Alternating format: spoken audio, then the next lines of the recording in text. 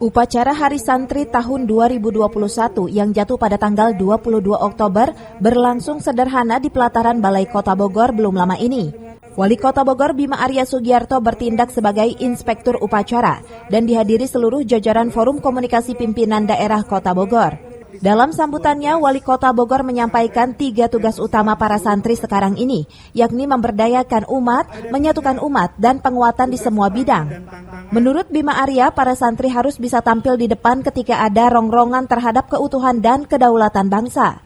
Santri dalam berjihad tak hanya sekedar retorika dan kata-kata, tapi santri harus berpendidikan tinggi, berkompeten, dan memiliki karakter yang kokoh. Karena untuk memberdayakan umat dan membangun negeri ini butuh kematangan ilmu dan kekokohan karakter.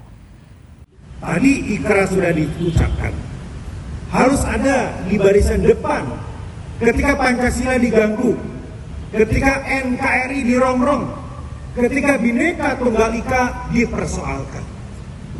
Sudah selesai persoalan-persoalan tentang ideologi bangsa dan negara. Perdebatannya sudah terjadi di masa lalu oleh para pendiri bangsa, para umaro dan para ulama. Ada 3 tugas utama dan tantangan para santri hari ini. Adalah berjuang, berikhtiar, memberdayakan umat. Menguatkan peran para santri di seluruh bidang. Bima meminta semua pesantren dapat bersama-sama dengan pemerintah dan para ulama Kota Bogor untuk dapat memberdayakan dan menyatukan umat, serta menciptakan santri yang berkompeten serta memiliki karakter kokoh.